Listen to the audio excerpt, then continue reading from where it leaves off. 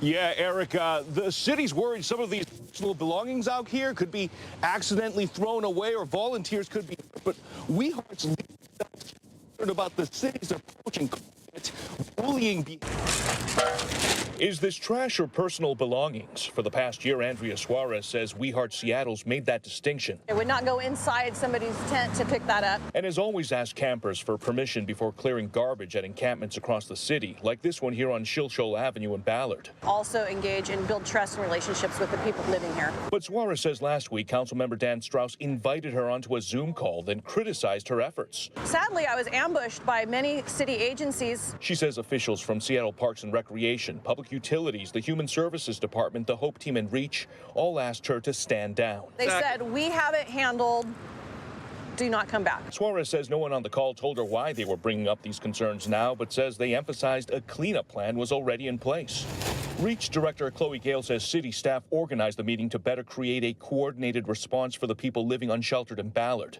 The mayor's office sent us a statement that reads in part, "It is important to remember that staff who work in and around encampments are highly trained in safety procedures in handling debris, needles, and hazardous materials. This is not work that the city encourages volunteers to take on." And Councilmember Strauss says ad hoc outreach can cause confusion, making it more difficult to move people inside. A stand down at this point makes no sense. Doug Dixon with Pacific Fishermen Shipyard says most businesses in Ballard welcome We Heart's ongoing efforts. Critics have slammed We Heart's tactics in the past. A volunteer had to apologize for accidentally going into a tent without permission, thinking it was empty. Suarez says lessons have been learned and is pointing out that it isn't illegal for average citizens to help clean up public property. Can they actually stop you? No, of course not. They believed in Developing now, your voice, your vote. With the election behind him, Seattle Mayor-elect Bruce Harrell sets his sights on the task ahead. In just about 2 months, it appears Bruce Harrell will be sworn in as the next mayor of Seattle. With the pandemic, police staffing issues, and a need for better public safety, Harrell has a lot on his plate when he starts the job. City Council President Lorena González conceded the race yesterday. These are the latest numbers from King County elections. They do show, hard to see on your screen there, but they show that Harrell maintained a significant lead over González. KOMO's Mo Hyder spoke with Harrell one-on-one today. He is live outside City Hall with more. Mo? Hey guys, well, despite his experience in public office, Harrell does say he feels pressure when it comes to being the next mayor of Seattle. He does say the future of the city really will depend on how his administration handles and tackles several key issues. It's a tough job. 15 people applied for it. I was lucky enough to get it, and I will not let the voters down. Mayor-elect Bruce Harrell is feeling confident as he's set to take office day one of 2022. But a major task awaits him, bringing on more officers in a time of staffing shortages. We could get our numbers up. That's my job. And I'll make sure that we have the right command staff, the right rank and file. The narrative will change, and we'll get our numbers back up. Just in the last 2 years, Seattle PD has lost more than 250 officers. We asked Harrell how he plans to recruit more as the city sees slow response times and a surge in gun violence. I have to change the narrative about our police department. They have been demoralized. They have they do not enjoy the community trust that we want to see. So it's a two-edged sword, so to speak. I have to build morale within the department. From there, the next step would be to bridge the gap between communities and law enforcement. And then I work with communities, and I have to say, let's talk to them. Let's hear their side, they hear your side. That's the unifying piece.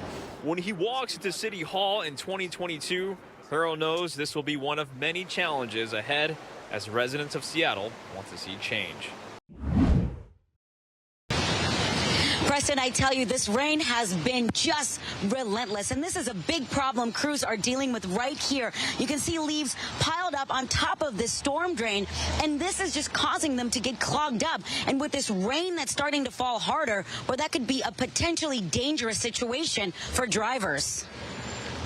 A super soaker dumped heavy rain over Seattle streets, unleashing gushing water on Elliott Avenue. Good Samaritan Pat took it upon himself to grab a rake and start digging out leaves clogging the storm drain. Yeah, got business down the road, and just tired of seeing this big puddle covering up Elliott. Every year it happens.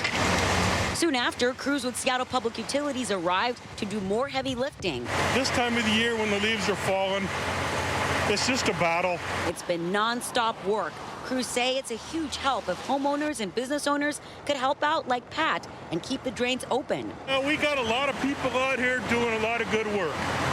And our crews are busy just trying to keep the roads safe for the automobiles and the pedestrians that are walking.